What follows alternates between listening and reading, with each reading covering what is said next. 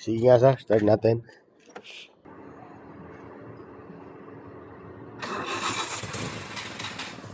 Yun. Paandar pa. Pwede pa yan. Eh, yung brake nito okay pa?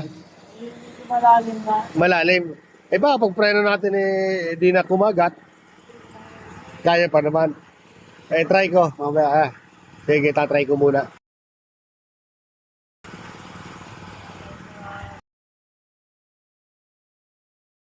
Mag-aaral si sir ng manual transmission. Ayan. Di nabubuksan? Wala yung anak ko talaga, lalaki. Naglalak. Eh, baka doon maglak? Oo.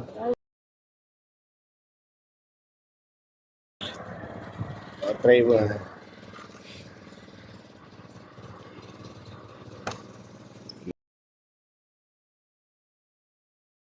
Okay, try ko muna. Pero ako sa Lazada ng jack, may mag-ayos na.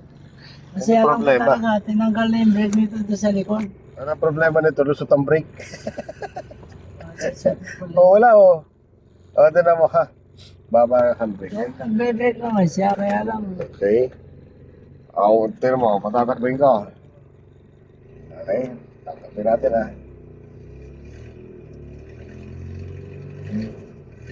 Taas din ang clutch. Na. Oo, tsaka malambot na. Yung alignment daw niya, tanas na. Tapos, ibe-brake ko. Lalim na brake. Lubog.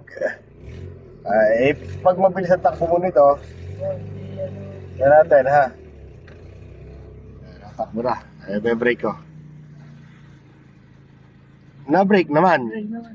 Kaya lang, sagad na. Malalim na.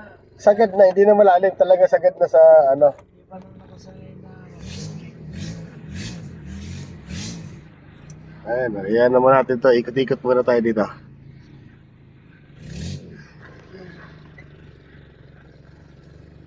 Pwede yan, dito lang. Kaya lang, pag di mo naagapan yung brake, kasi kailangan ng brake yan, yung neutral ko. Tama, apang ako ng brake. Lusot na. Bago mag-brake siya. Sa sa clutch, walang problema. Sa cambio, pasok naman, Mapapatakbo mo naman siya. Wala si Maro sabi, kailangan palitan na rin yung kasi parang Ayan, Dire-diretso ka dito, lalo paglulusot ka sa mga ganito. hindi na Kasi yung preno, wala, hindi na kumakagat. Pati hindi na siya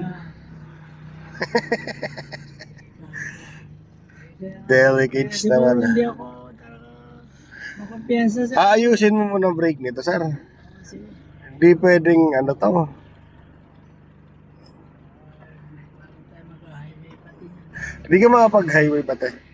Yan, Sa reverse, Ayaw na rin pumasok ang reverse, Sa reverse,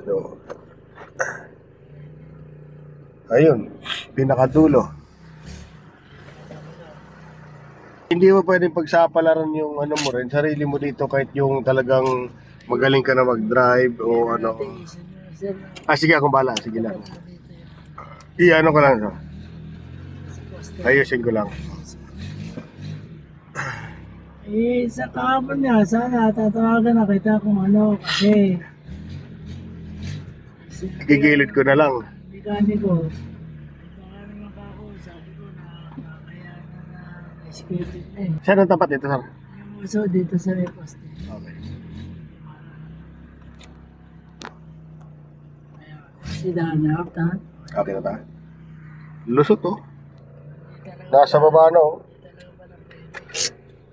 Oo, Kaya nga sabi ko Buti ko pag-abak mo may brake na gano'n. Ito, dire-diretso laging todo, Hindi lang todo, wala sagad na, May brake naman siya, kaya lang banggangan na muna niyan. So, malaking problema. Makabangga ka na sa akin, laki ng gastos mo dyan. Di yung gagastusin mo sa babanggain mo, paggawa mo lang dito sa sakyan mo. Pero buti nga yung taxi lang na Oo. I-condition mo na. Malaki nga lang yung magagastos mo dito ng condition. Kasi yun, brake. Tapos syempre, pag mga ganitong second hand, di mo alam. Yung brake talaga unahin ko. Ayun, yung apakan ng gas. Oh. Pero yung clutch, okay pa naman, no? Oo. Ayun. So, cancel muna kami dito ni sir kasi yung brake, lusot talaga oh. No, so, kahit ako nga magmamaneho nito sa bayan, di ko ito igmamaneho eh. Ayaw kong pagsapalaran ng natin.